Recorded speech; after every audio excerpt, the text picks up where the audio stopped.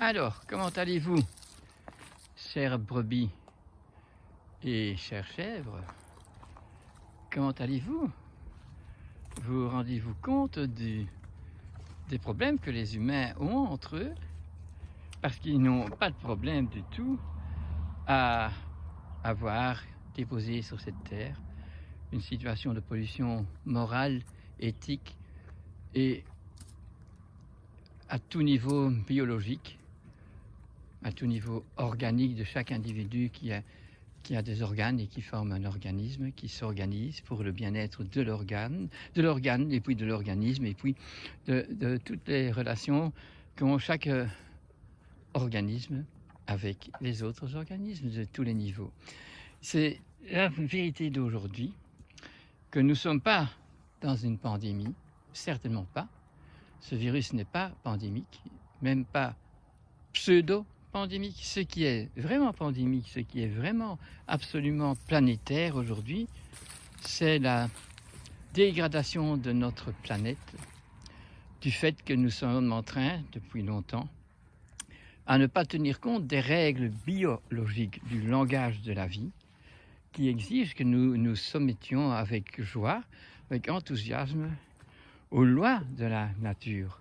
Et que donc nous devons y penser que partout sur la planète, partout, nous avons désobéi, si on peut l'appeler ainsi. Mais on ne doit pas obéir, on doit volontairement vouloir faire ses devoirs, acquérir les vertus nécessaires pour grandir en symbiose avec toute la nature autour de nous. Mais si on est né après la Deuxième Guerre mondiale, on a vu que la catastrophe, mais on n'a pas vu que c'était une catastrophe. On ne voyait pas que des chèvres qui ne peuvent pas aller promener, aller avec un berger, bouger et manger, pas ce qui est par terre, mais ce qui est aux arbres. Eh bien, on ne sait pas, les gens d'aujourd'hui ne savent pas qu'un mouton qui est en prairie, eh c'est tout à fait maladroit, puisque le mouton doit partir avec un berger en transhumance et faire un chemin, manger les petites pauvres herbes qu'il trouve entre les cailloux, mais découvrir un horizon énorme et une planète. Partout où il passe, c'est la découverte. Et l'important n'est donc pas de produire du lait ou de la chair ou des œufs, c'est d'avoir tous des animaux qui représentent, du fait qu'ils sont apprivoisés, un rôle dans le sens d'un apprivoisement, donc d'avoir rendu dans un amour, dans un rapport d'amitié, l'animal, la plante, le minéral et nous. Et ainsi, l'air ne serait pas pollué, l'eau ne serait pas polluée, tout resterait dans cette concordance, dans cet amour de relation, c'était de l'universel, c'est de la vérité. Eh bien, depuis certainement 100 ans, nous sommes dans le mensonge tout le temps, et ce mensonge est énorme, il est cruel, il est criminel, puisque nous avons mis toute la science en chemin de trouver des moyens pour aller déposer au-dessus de l'ozone tout plein d'appareils pour pouvoir ici envoyer des ondes et communiquer, mais dès qu'on a trouvé ces genres de communication qui sont absolument toxiques pour la nature, eh bien, nous avons la preuve que nous n'avons plus une communication normale, sociale, nous n'avons plus une politique de pays, de patrie, nous avons carrément cassé les liaisons absolument nécessaires si on veut être en bonne santé. Donc, il est temps de se rendre compte que nous devons, à tous, parce que bon, il y en a bien sûr qui sont plus en faute directement, pourrait-on dire, qui sont donc ceux qui ont mis en marche la bombe atomique, qui ont commencé à casser l'atome et qui continuent à le faire, et qui découvrent alors toutes les vérités de la nature, mais qui ne peuvent pas être employés contre la nature elle-même, et qui peuvent nous faire comprendre que l'intelligence créatrice, elle sait tout sur les atomes, sur les photons, sur les électrons. Elle le sait tout à fait, et que nous, on le découvre, ça nous fait bien de comprendre ce que c'est, parce que la science consciente, c'est celle qui nous apprend de comprendre les phénomènes. Et la perverse, c'est celle qui nous permet, quand on a compris comment on peut avoir beaucoup d'énergie en cassant les atomes, eh bien, nous allons donc détruire ce symbole, ce symbiose, cette université, cette unicité, c'est ce qui doit être ensemble tout le temps et partout. Et donc, où l'imposition de l'homme n'est plus une imposition, mais une participation et une découverte de tous les jours d'une réponse de l'animal, de la plante, du fruit et du monde minéral autour de nous, de notre eau, de notre mer, que tout ça n'est pas pollué et que tout ça communique, tout ça nous montre que nous pouvons avoir la paix. Regardez cette eau paisible ici, où tout plein d'amphibies sont présents, et voilà. Tout peut être possible, mais ça devient très compliqué de retrouver et de réorganiser une complicité avec les plantes de la nature, puisque c'est légalement interdit. Quand vous faites une exploitation de bovins, eh bien, vous devez les marquer dans leurs oreilles, vous devez les vacciner, vous devez les soumettre à une vie intolérable où c'est le moment de la battage qui est la délivrance, puisqu'ils doivent vivre les vaches sans leurs veaux, les veaux sans les vaches, les cochons sur du béton, fabriquant du lisier qui n'est pas possible de réussir à recycler. Donc la compréhension du phénomène et de ce que notre Covid veut dire, nous tout ce qu'on fait doit se recycler. Et si on est dans le meilleur du meilleur, c'est circadien. Ça veut dire que tous les 24 heures, quand on se réveille le matin, nous, les humains, qui sommes comme les chiens des diurnes, et si nous parlons des chats, c'est le jour de la pleine lune que se réveille la sensation et le fait de vivre vraiment ce que le reflet de la lune peut nous amener, puisque le reflet de la lune, c'est de la lumière froide qui nous permet donc de ne pas être pris par nos sentiments, notre émotion, à tout ce qui est chaud. Et aujourd'hui, bien sûr, on est au-dessus de la norme de la chaleur, et donc on a même mal que le soleil nous donne tant de chaleur. C'est un peu compliqué, on n'est pas dans la bonne santé, et surtout, il nous manque des arbres, parce que partout où il y a des arbres, nous voyons que nous nous trouvons bien, et que même dans cette chaleur, ça va bien. Mais ici, par exemple, dans la prairie, bientôt, c'est de la paille, hein, sans avoir pu faire du foin. Nous sommes dans un moment vraiment où nous n'avons pas de solution, et donc tout ce qui est liquide quitte la planète, ou bien se trouve à un endroit où ça fait des zones où nous avons trop d'eau, et nous avons d'autres zones où nous n'avons pas assez d'eau. Donc il n'y a plus de relations, il n'y a plus non plus des zones qui sont comme les organes. Le foie travaille pour faire le bien que le foie peut faire, les reins ce que le rein peut faire. Bien ainsi, les déserts sont nécessaires pour certaines choses, et bon, c'est pas l'endroit où il faut peupler mettre des peuplades qui vont mourir de faim puisqu'il n'y a pas de culture. Donc c'est des choses que nous devons partager. Nous avons oublié ce partage. Donc la leçon de ce virus que nous avons appelé Covid-19, c'est la leçon de nous avons perdu nous devons observer que nous avons vraiment perdu partout dans notre planète la gestion de cette nature qui nous a été délivrée le jour où l'homme est devenu sur Terre. Parce que là, à ce moment-là, toute exactitude existait.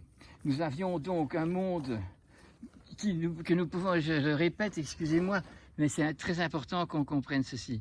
La nature, quand on veut l'expliquer, eh bien, il faut savoir où se trouve l'homme par rapport aux plantes, aux animaux et au règne minéral, qui répond de la pesanteur. Eh bien, l'homme est le seul parmi tous les animaux qui fait partie du monde de l'esprit. Il est donc dans un acte qu'on appelle humain s'il est raisonnable, s'il est conscient, s'il fait son libre arbitre, donc il va pour un but élevé de son existence, qu'il veut accomplir son incarnation. Et donc tout doit être subtil et pas simplement banal. Et c'est ainsi qu'on appelle ça, dans l'évolution morale, c'est acquérir des vertus, de la patience.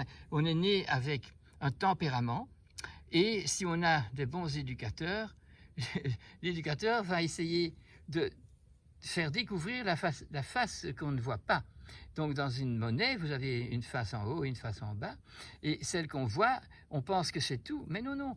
Elle, c'est donc la métaphysique qu'on ne voit pas, qui fait exposer sur la Terre la physique. Donc la physique ne montre qu'un aspect, et le verbe est avant, et alors vient la matière ou l'animal ou la plante qui vient exprimer le but existentiel, le but de l'intelligence créatrice. Donc, il y a pour l'homme un rôle tout à fait différent que pour le règne animal proprement dit, pour le règne végétal, pour le règne minéral et la matière autour de nous. Parce que ça, c'est un cadeau que la nature, que la création nous offre, avec tout ce qu'on voit et tout ce qu'on ne voit pas. Donc, le monde, le règne minéral, donc la matière qui est le liquide, qui est l'air dans sa transparence quand il fait clair, et qui est donc également, j'ai parlé de l'eau aussi, hein, donc la mer et tous les liquides, et tout ça vit dans ce règne-là en reposant sur la pesanteur.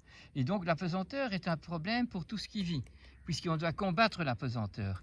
Et si on va avec la pesanteur, donc si on va dans le toboggan en aval, et toujours de plus en plus vite, et toujours de plus en plus rapide, et toujours de plus en plus dévié de la nature, nous arrivons à la maladie. Tandis que si nous allons vers l'évidence, nous suivons le bon sens commun, et que nous allons vers notre rôle humain, eh bien nous mettons dans la nature, on apprivoise la nature, et les animaux qui sauvages font leur vie dans le monde de la jungle, et œil pour œil, dent pour dent, eh bien deviennent des partenaires de notre vie, et des partenaires de l'endroit où nous nous sommes sédentarisés. Et donc c'est ainsi que partout, nous avons des animaux qui vont faire la métamorphose par rapport à leur état sauvage. Les plus importants autour de nous, c'est bien sûr, dans le règne animal, le chien qui vient du loup et le chat qui vient du félin sauvage, qui viennent donc nous montrer, nous permettre d'avoir une alternative. Donc le chien qui est un loup qui bouffe, qui prend les agneaux, eh bien mon chien berger, il protège les agneaux. Vous voyez, à chaque fois, un rôle supérieur, un subtil qui vient se mettre si l'homme ne se soumet pas, mais admire la nature et essaye de suivre ces lois universelles et de les appliquer sur place. La réponse est alors toujours que nous faisons des sacrifices, mais un sacrifice, c'est pas être martyr. On trouve sacré ce que nous recevons de la nature et nous ne pouvons donc pas le démolir, nous ne pouvons pas l'attaquer. Et c'est là que le virus Covid veut nous appeler. Il va, lui, toucher les individus. Oui, mais c'est quand même déjà magnifique. Il nous montre d'une façon assez claire que les enfants qui ne sont pas encore à l'âge de raison, donc à partir de 7 ans on tombe dans l'âge de raison, ça veut dire qu'on peut devenir raisonnable et qu'on peut trouver la raison de toutes les choses qui existent sur cette terre. Eh bien, à ce moment-là, mais non, ces enfants-là ne sont pas pris, ne font pas la maladie. Et les animaux et les plantes non plus, puisqu'ils sont tout à fait innocents dans ce qui se passe. Mais nous tous, nous sommes responsables de nos actes. Nous sommes aussi responsables de ne pas avoir fait le repentir depuis que nous sommes sur Terre, de ne pas avoir travaillé à remettre sur la Terre avec la Terre un rapport d'amour, un rapport de participation et pas celui de la consommation, celui d'être un consommateur qui ne connaît plus rien, qui n'est plus du tout un connaisseur. C'est ce que notre Covid veut dire. Nous devons donc bien voir que nous ne devons pas chercher à trouver un moyen de tuer ce virus, puisque de toute façon on ne saura jamais le tuer. Il est beaucoup plus petit, il sait se métamorphoser, il peut se cloner, il communique dans cet espace transparent entre ces animaux et moi, là où il n'y a pas de forme présente, mais ces formes qui s'appellent les virus, les exosomes, les endosomes et les bactéries, et encore beaucoup d'animaux qui sont tout petits, les ferments par exemple, qui sont tous des guérisseurs, mais nous ne les voyons pas, mais ils sont là et sans eux, nous ne vivrons pas, et nous ne voyons pas que toutes ces affaires invisibles mais présentes sont nécessaires pour nous informer, et donc le virus nous informe de ce que nous devons observer pour ne pas tomber dans une épidémie ou dans une maladie personnelle qui peut être appelée virale ou teigne parce que c'est des champignons. À chaque fois, il y a une leçon de vie qui est nominée par le virus dès qu'on a pu l'observer et le comprendre. Tandis que maintenant, non. On est contre la paix qui existe sur Terre, et qu'est-ce qu'on fait? On fait des bombes, on casse l'atome, on est diabolique. Donc on ne se rend pas compte même qu'en achetant cet appareil qui permet de filmer et de communiquer, que nous allons, contraire à la loi de la vie, à la loi de la santé que l'homme doit mettre sur la terre. Mais bien sûr, si j'ai construit tout le temps du béton et que je me rends compte maintenant que c'est bien quand on fait la guerre partout et que vivre là-dedans, c'est pas bien, puisque si on vit dans un monde bien, ben on vit avec un contact avec l'extérieur, pas dans une cage de Faraday qui est faite pour se protéger des bombes. Donc nous sommes à côté de la plaque. Ça, nous devons voir que nous devons pas nous soumettre, mais nous devons renoncer à long terme certainement, en partant d'une façon la plus simple possible, à revenir, pas revenir puisque avant les gens n'étaient pas conscients non plus, mais ils ne savaient pas mal choisir puisqu'ils n'avaient que des vrais choix. Il y avait du vrai lait ou il n'y en avait pas. On dit maintenant, trouver du vrai lait d'une ferme où la vie est paisible, où le lait ne va pas à la laiterie pour être stérilisé à haute température et démoli et devenir faire un Alzheimer. Ici, c'est compliqué. Donc aujourd'hui, si nous sommes dans un monde, nous devons penser, nous devons réfléchir, nous devons faire des choix élevés. Nous devons refuser et renoncer à tout ce qui fait du mal parce que nous devons remettre un contact avec notre rôle humain dans cette planète pour que les générations suivantes de nos propres enfants aillent mieux et puissent prendre en marche un chemin de bon sens. Et nous pourrions voir que c'est le bon sens parce qu'alors nous retrouvons des animaux différents qui vivent dans un même environnement en pleine paix. Donc je vous dis alors là pour réparer, on avait déjà parlé de la pesanteur quand on parle du règne minéral, donc de la pure matière où il n'y a pas de vie, où c'est de la matière elle-même. Et puis nous avons une rentrée en matière, donc la matière devient vie, puisqu'elle devient végétale, grâce aux bactéries dans la terre et grâce aux végétaux. Alors une fois que le végétal est vivant, donc nous avons les plantes et tout ce qui est vert, tout ce qui a du chlorophylle, eh bien l'animal peut naître. L'animal qui est du règne animal et qui est donc rouge parce qu'il a du fer dans son hémoglobine, qui ressemble très fort au végétal, qui lui contient du magnésium, eh bien nous voyons alors que le règne animal peut manger du règne végétal. Et le règne animal se retrouve avec une fonction végétative, donc qui ne domine pas, qui est comme chez le végétal, qui ne sait pas choisir, il est planté, il ne sait pas changer d'endroit, tandis que l'animal, lui déjà, il a de l'instinct, donc il peut faire des actes spontanés, il peut être utile, il peut être juste, il peut être affectif. Il y a déjà une direction d'envie et de rejet. Et donc ça, c'est le règne animal. Et donc l'homme, il a en lui et le végétatif du règne végétal et l'ambiance de l'instinct. Donc il a en lui la possibilité de faire comme n'importe quel animal sur Terre, dans le rôle que cet animal doit faire quand il est dans la jungle. Mais maintenant, quel animal il doit jouer pour être humain dans cette vie? Donc lui, il est le seul qui a le contact avec l'esprit parce qu'il a l'imaginaire et grâce à l'imaginaire, il peut rentrer dans l'intellectuel, il peut devenir raisonnable, il peut connaître, il peut s'imprégner d'une connaissance et s'il le fait bien, il va avoir une bonne perception, c'est-à-dire qu'il va avoir une perspicacité parce qu'il sait faire la part des choses. Et donc, quand il sait faire la part des choses, eh bien, il ne va pas participer à la décadence du monde parce qu'il sait que c'est une décadence d'employer l'atome démoli, que c'est une décadence de dénaturer les fruits et les légumes et les animaux, et donc de mettre de la pétrochimie dans la fonction de tous les jours, rien que pour faire des avions ou pour faire qu'on emploie ces machins-là, mais c'est pas dans un but existentiel élevé. Et alors si en plus on fait de la pétrochimie pour faire que des médicaments matérialistiques qui ont rien que des effets secondaires dont on ne parle pas, et on veut que l'effet principal qui serait de couper la fièvre ou de couper l'inflammation ou de tuer le microbe. Donc nous sommes loin d'une participation cognitive avec la planète, avec notre rôle existentiel d'être humain, qui ont la responsabilité de tout ce qui est autour de nous. C'était ce que je voulais vous dire aujourd'hui. Et j'espère que j'ai pu vous faire comprendre que de se battre contre un virus, c'est de l'aberration, c'est de la psychiatrie. Parce que ce n'est pas un vaccin qui va nous sauver. C'est une renaissance, c'est une prise de conscience que dans ce monde transparent tant qu'il y a de la lumière, se trouvent toutes les notions, toutes les informations, mais une partie elle peut être reprise avec nos 5 sens que nous partageons, de perception que nous partageons avec les animaux, mais tout ce que nous ne partageons pas avec les animaux et dont les animaux ne doivent pas se faire de problème, c'est justement qu'est-ce qu'il y a dans cet air transparent, dans ce plein d'air, qu'est-ce qui est de plénitude qu'il y a là pour nous apprendre de plonger dans cet inconnu pour apprendre à le connaître par des méthodes je dirais d'inspiration, par des méthodes où nous voulons, en rentrant dans ce monde de l'esprit, de prendre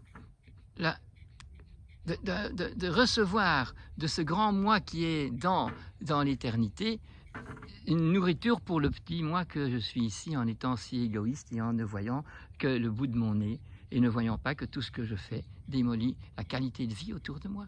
Et que si je peux voir que dans entraide les ancêtres, les grands-pères, les grands-mères que je connais encore, eh bien, que eux ont déjà abandonné avant moi, puisque moi je n'ai pas abandonné, je suis baigné dès le départ dans un monde qui est déjà complètement à côté de la plaque.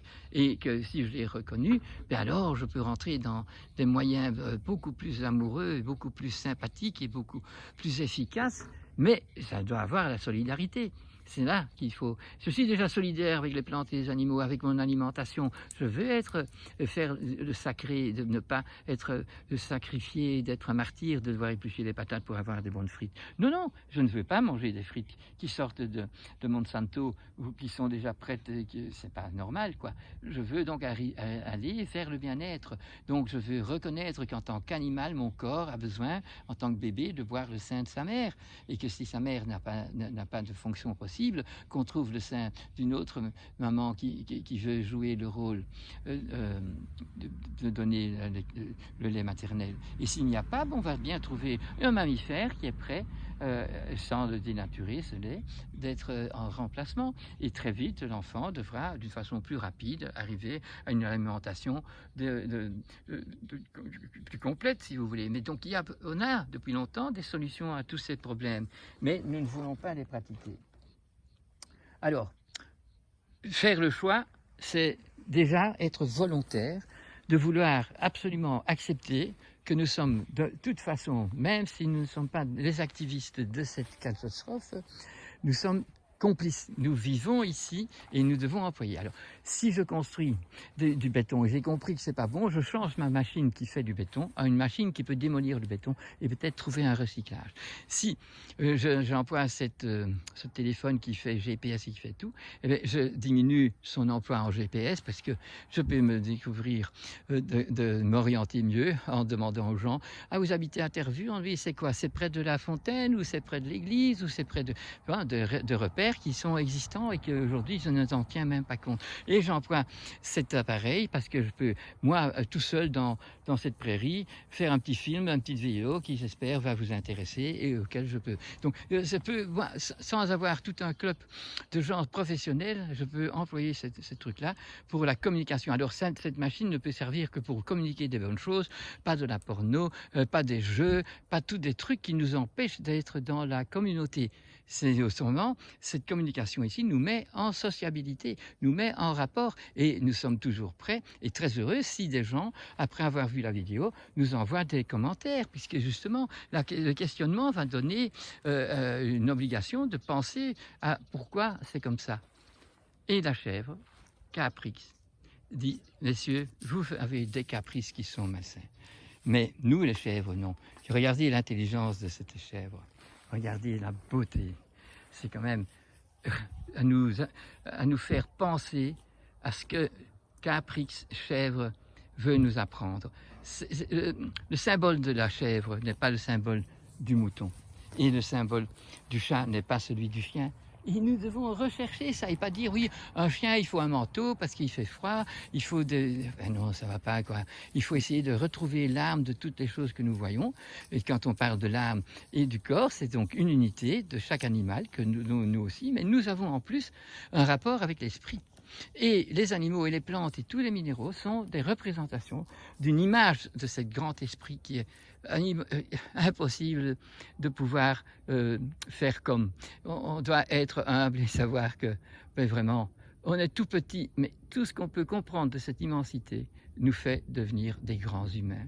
Parce qu'alors nous avons de l'amour à partager et nous avons des efforts à faire.